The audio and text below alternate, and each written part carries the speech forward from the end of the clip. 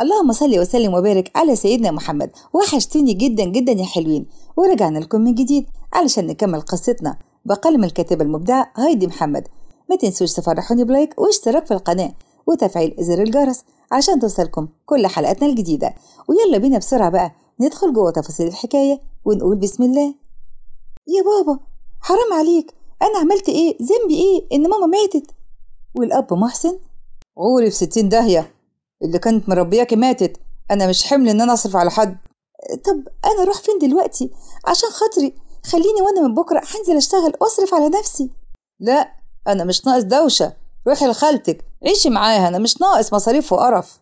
وخرجت وأنا الدموع في عينيا وحزينة على نفسي، صدمتين في نفس اليوم، موت أمي وبعدها أبويا يطردني برا البيت. ارحمني يا رب برحمتك. مالك يا جميل ماشي بتكلم نفسك ليه؟ جريت بسرعة على بيت خالتي. شوفوا مين بيخبط على الباب يا ولاد. دي سارة يا ماما. ورؤية بصدمة: سارة ايه اللي منزلك يا حبيبتي في الوقت المتأخر ده؟ الحقيني يا خالته، بابا طردني من البيت، هو بيقول انا مش حمل مصاريف وروحي اقعدي مع خالتك هي زي امك. يا نهاره اسود، هو اتجنن ده ولا ايه؟ خشي نامي انتي يا حبيبتي وارتاحي. ونمت لان كنت مرهقة جدا. شفت ماما في الحلم بتقولي ما تقلقيش يا سارة، مهما حصلك انت قوية وهتقدري تواجهي مشاكلك. وبعد كده اختفت وصحيت على صوت زعيق جامد بره. وحسن جوز رؤية: يعني ايه يعني بنت اختك تيجي تعيش معانا وابوها عايش؟ هو انا عارف اصرف عليك ولا مصرف كمان على بنت اختك وابوها عايش؟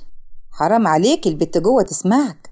ما تسمع ولا غور في داهية، هو انا ناقص بلاوي؟ وفيها ايه لما تعيش معانا؟ اما انا زي امها، وبعدين هو اكلها وشربها هو اللي هيكلفنا؟ لا يا اختي، مش اكل وشرب بس، مش دي ثانويه عامه منين انا بقى اجيب لها مصاريف دروس وقرف. وساره قاعده في الاوضه وسامعه كل ده بس مش قادره تقوم. هتقول ايه وتروح فين بعد ما ابوها طردها؟ وبتقول في نفسها: اذا كان ابويا طردني ورماني هيجي الغريب يصرف عليا. ورجعت من سرحانها والباب بيتفتح بعصبيه: اسمعي بنت انتي، انا مش هصرف عليكي مليم ومش هتقعدي في بيتي، ولو خالتك اعترضت هتترمى معاكي بره وتعتبر نفسها طالق. وخرجت من بيت خالته بعد ما شفت دموعها وكأنها بتقولي معلش انا مش في ايدي حاجة اعملها سامحيني. خرجت عمالة اتمشى في الشارع مش عارفة اروح فين، بس فجأة لقيت نفسي قدام قبر ماما. قعدت اكلمها كأنها سامعاني: شايفة يا ماما انا بعدك حصل لي ايه؟ اترميت في الشارع. عمري ما كنت اتوقع ان بابا يعمل كده. صحيح هو كان دايما قاسي، لكن عمري ما توقعت ان يوصل بيه الجحود انه يرميني في الشارع. اعمل ايه دلوقتي يا ماما؟ انا خايفة قوي. ليه يا ماما مشيتي وسبتيني لوحدي؟ انتي كل حاجة ليا، كنت انتي الظهر والسند والحنان وكل حاجة ليا في الدنيا. اللهم الاعتراض. وما حسيتش بنفسي غير وشاب واقف بيصحيني واسمه مروان. انتي بتعملي ايه هنا في الوقت ده؟ انا كنت هنا بزور ماما. ثم انت مالك؟ الحق عليا انه خفت حد يأذيكي. انت عارفة الساعة كام؟ الساعة 2، ما ينفعش بنت زيك تقعد كده. وسارة ببكاء: مش عارفة اروح فين، اللي كانت ليا راحت وسابتني لوحدي اعاني من غيرها. ومروان حس بشفقة عليها وعلى حالها وصعبت عليه جدا. طب انت اهلك فين؟ ماليش حد. خلاص قومي تعالي معايا. وسارة بفزع: انت مجنون؟ انت مجنون ولا ايه؟ اجي معاك فين؟ هو انت عشان عرفت ان انا ماليش اهل تقوم تستغل الموقف؟ كلمة كمان وحسيبك وامشي اقسم بالله، وبيقابلي بقى اللي هيطلع لك. وسارة بخوف: خلاص هاجي معاك، شكلك محترم. وخرجوا بره. مروان ركب العربية وهي لسه واقفة مكانها. مالك يا بنتي واقفة كده ليه؟ اركبي. هو احنا رايحين فين؟ رايحين بيتي، صدقيني والله ما هأذيكي، انت زي اختي وانا عارف ربنا. هو انت عايش مع اختك؟ لا اختي متجوزة وعايشة في كندا. امال عايش مع والدتك؟ لا انا والدي ووالدتي متوفيين. وسارة بصيت له بخوف اكتر، وبصت على مظهره وعلى لبسه وعربيته، شكله غني جدا. خافت لا يكون عايزها يتسلى بيها ويرميها، وده محدش هيقدر يكلمه لان ملهاش اهل يسألوا عليها. ممكن اطلب منك طلب؟ اتفضلي. موبايلك اعمل مكالمة. واداها الموبايل ومسكت الموبايل وايديها تترعش واتصل بابوها. واول ما رد بعدت عنه شوية عشان تعرف تتكلم، واتكلمت ببكاء شديد: الو بابا، جوز خالته طردني من البيت، وانا دلوقتي ماليش حد اروح له. ارجوك يا بابا، هعمل اي حاجة وهشتغل واجيب فلوس، ومش هروح دروس، وهذاكر لوحدي في البيت، بس ارجوك علشان خاطر ماما ارجع البيت. والاب بسكر: هو انت يا بنت مش بتفهمي؟ قلت لا، انا مش طايق خلقتك في البيت. ليه يا بابا؟ انا عملت ايه؟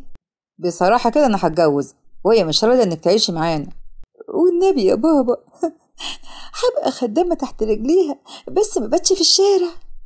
في واحد عايز يساعدني واروح معاه بيته، بس انا خايفة قوي يا بابا، والنبي تساعدني، انا برضو بنتك وعلى اسمك، وانت ما ترضليش بحاجة زي كده. وسمعت صوت الخط بيتقفل، ومروان كل ده كان سامع الحوار وعينيه دمعت. ازاي ده اب يعمل في بنته كده، او يرضى عليها حاجة زي دي وهو عايش؟ اتفضل الموبايل. شكرا جدا. طب اركبي يلا. شكرا، انا هبات مع ماما هنا، اتفضل انت. انا ما اقدرش اسيبك في المكان ده لوحدك، معلش انا مرتاحه كده. ودخلت تاني التراب وقعدت تبكي بحرقه، وهو ركب عربيته ومشى كام متر كده، وهي بتعيط سمعت صوت خروشه كده، وجت تطلع لقت حد بيحط المطوه على رقبتها. ومروان بعد ما مشي شويه: يا رب، طب انا هسيبها لوحدها ازاي في الظروف دي؟ لا لا، لحسن اختي ممكن تتحط في نفس الموقف ده، انا هرجع لها تاني. شش، خلاص يا حلوة، مش عايزة اسمع صوت. وسارة ببكاء: أرجوك ما تأذينيش، أنا ما حلتش حاجة تاخدها. ما تقوليش كده، أمال الجمال ده ما يلاقيش حد يقدره ويجي المقابر؟ ما تقلقيش، أنا هقدره. والنبي ما تأذينيش، أنا ماليش حد، أرجوك. وماله يا قمر، ما أنا هبقى ليكي كل حاجة، وهاخدك شقتي بدل جو الميتين ده. وسارة بتفكير: يعني هتاخدني شقتك؟ أصل أنا مش لاقية مكان أبات فيه. وسيد بضحكة خبيثة: أيوة كده، فك وخلي الليلة تحلو، يلا بينا. وأول ما سيد شال المطوة من على رقبتها ومشى جنبها، اديت له بالرجل ببطنه وطلعت تجري، وقفلت الباب عليه من بره بالقفل. وسيد وهو بيرزع على الباب: كده وحياة أمي ما أنا سايبك. ومروان راجع بالعربية شافها بتجري قام وقف، وسارة جريت لحد ما وصلت له وركبت. اطلع بسرعة أرجوك، بسرعة بسرعة قبل ما يجي والنبي. ومروان جرى بسرعة بالعربية من غير ما يفهم حاجة، لحد ما بعد عن المكان، وكل شوية يبص عليها لا بترتعش ومش قادرة تاخد نفسها. وقف العربية: انت كويسة؟ مش قادرة اخد نفسي. اهدي اهدي، ما تخافيش، احنا بعدنا خالص عن المكان، اهدي مفيش حاجة. وجاب لها مية من العربية: خدي اشربي اطمني. سارة خدت الإزازة منه وشربتها كلها، ومروان سابها شوية لحد ما بقت كويسة. أنا متشكرة قوي إن أنت وقفت، أنا بجد مش عارفة أشكرك إزاي، ربنا يخليك. ومروان بابتسامة: لا لا أبدا، لا شكر ولا حاجة، أنا ما قدرتش أسيبك ورجعت تاني، بجد مهما أشكرك مش هوفيك حقك إنك أنقذتني. ومروان وهو بيضحك: مش كان أحسن لك تيجي من الأول؟ وسارة اكتفت بالصمت، ومروان رجع ساق تاني لحد ما وصل فيلته. يلا اتفضلي. سارة نزلت وهي منبهرة بالمكان ومش مصدقة نفسها. وسارة في نفسها: معقولة في ناس عايشة هنا وحاجات بالجمال ده؟ دي المساحة دي قد الحارة بتاعتنا كلها، ربنا يبارك له فيه ويزيده كمان وكمان يا رب. ومروان فتح الباب: اتفضلي. وسارة حاسة بخوف ومش مطمنة، بس للأسف مفيش مكان تاني تروح له، ما كانش ليها غير خالتها. مروان حس بترددها وقام دخل وولع النور ونادى على ماكس: ماكس، ماكس تعال. وماكس كلب جميل جدا من فصيلة الهاسكي، وهو بيترمى في حضنه وقال له: سلم على ضيفتنا. وماكس رفع ايديه وسلم عليها فعلا، وسارة ابتسمت وفرحت قوي لما شافته. يلا اتفضلي.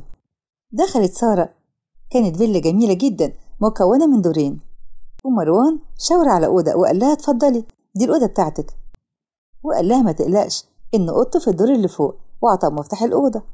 اتفضلي ده المفتاح عشان تطمني أكتر. أنا متشكرة ليك جدا.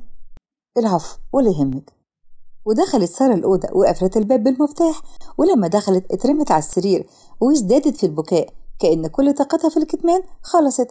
فضلت تعيط كتير جدا، وبعدين شافت باب كده جوه الأوضة، فتحته لقيته حمام. اتوضت وخرجت ما لقيتش طرحة في المكان، فتحت الدولاب وجابت ملاية لفتها على شعرها وصلت بمنتهى الخشوع، وفي كل سجدة كانت بتدعي ربنا يرحمها ويخلصها من اللي هي فيه. سارة وهي قاعدة على المصلية بعد ما خلصت صلاة: يا رب يا رب يا حي يا قيوم برحمتك أستغيث، يا رب أصلح لي شأني، يا رب يا رب أنا مش معترض على قضائك، يا رب ارحمني برحمتك، يا رب حنن قلب بابا عليا، يا رب يرضى عني ويرجعني البيت، يا رب فوقه من اللي هو فيه، اللهم لا تجعل الدنيا أكبر همي واجعل الموت راحة لي من كل شر. ونامت على المصلية مكانها بعد ما حست براحة. ومروان كان واقف وسامع كل ده، وهو على الباب سمع توسلها لربنا وإيمانها الشديد بيه، وإنها نامت واطمنت رغم كل اللي حصل لها. ومروان لما ما سمعش صوتها اتأكد إنها نامت، وطلع أوضته وغير هدومه وقعد على السرير وجاي ينام مش عارف. أوف، وبعدين بقى أنا شاغل بالي ليه؟ واحدة وبساعدها وخلاص، نام بقى. بس يا ترى إيه اللي يخلي أبي يتجرد من كل معاني الإنسانية ويطلب بنته كده؟ إزاي كمان يوافق إنها تروح مع واحد غريب ولا إنه يرجعها بيتها؟ إزاي أب يفكر كده؟ إلا إن شخص يكون مريض، وده مش طبيعي أبدا. وغلب النوم من كتر التفكير، والساعة 8 الصبح. أوف، ده مين الرزل اللي بيرن ده؟ ألو، أنت فين يا عم؟ أنت من إمتى وأنت بتتأخر كده على الشغل؟ ومروان بخضة: في إيه يا حيوان؟ سرعتني، حد يخض حد كده؟ نعم، هو أنت لسه نايم؟ اصحى يا عم، عندنا اجتماع مع الوفد الألماني كمان نص ساعة. لا أنا مش هقدر أجي النهاردة، تعبان مش قادر. نعم، ده احنا متفقين معاهم على الميعاد ده من شهر، وفي الآخر تقولي مش جاي؟ أيوه مش جاي، وكلمة كمان يا محمد وحرفدك، سلام. وقفل السكة. ومحمد باستغراب: ايه ده؟ هو قفل في وشي ولا أنا بيتهيألي؟ وسود بيضحك من وراه وبيبص وراه لقى يارا ميتة من الضحك: لا مش بيتهيألك، هو فعلا قفل في وشك. ومحمد بغيظ: خلاص يا اختي عرفنا، يلا على الاجتماع، وبعدين يا اختي ازاي تبقي سكرتيرته وما تعرفيش ان هو مش جاي النهارده؟ يا سلام، ما هو انت اعز اصحابه وما قالكش انه مش جاي؟ ايه الاحراج ده؟ الوفد الالماني وصل يا فندم. ايوه يا ابني الحقني بيه، بدل ما انا عماله اتكبس كل شويه كده. بتقول حاجه يا فندم؟ لا ابدا، دخلهم غرفه الاجتماعات واحنا جايين اهو. ومروان صحى ونزل فطر، وطبعا فطر ماكس. اخبط عليها اصحيها، ضيفة عندي برضو ولازم تفطر، ولا لا الوقت بدري لسه، بلاش ازعجها. ولسه بيتكلم لقى الباب بيتفتح وسارة طالعة وعينيها وارمة من كتر عياط امبارح. صباح الخير، ازاي حضرتك؟ ومروان بابتسامة: صباح النور، اتفضلي افطري. لا شكرا ماليش نفس. لا لازم تفطري. والله مش عايزة شكرا. ومروان عمل سندوتش صغير واداهولها لما حس انها محرجة. طب اتفضلي، دي حاجة بسيطة، وقبل ما تعترضي بقى مش هتنزل ابدا ان انت ما تفطريش. واخدته منه وهي حاسة بالاحراج. ومروان حب يفك الجو: صحيح اسمك ايه؟ احنا ما تعرفناش لحد دلوقتي. انا مروان الاسيوطي، مهندس معماري وعندي شركتي الخاصة هنا في القاهرة. اهلا بحضرتك، انا سارة. عندك كام سنة؟ شكلك صغير. 18 سنة. بتدرسي ايه يا سارة؟ وسارة والدموع بدأت تظهر في عينيها: المفروض ان السنة دي ثانوية عامة. وليه بتقولي المفروض؟ علشان مش هكمل. ولحد هنا تكون خلصت حلقتنا النهاردة. يا رب تكون نالت اعجابكم، شجعوني بلايك قمر كده زي عيونكم، واللي ما اشتركش في قناتنا الجميلة يفهمني مستني ايه، بس ده الاشتراك مجاني عندنا. وما تنسوش تفعلوا الجرس عشان يوصلكم مني كل جديد. وسلام يا حلوين.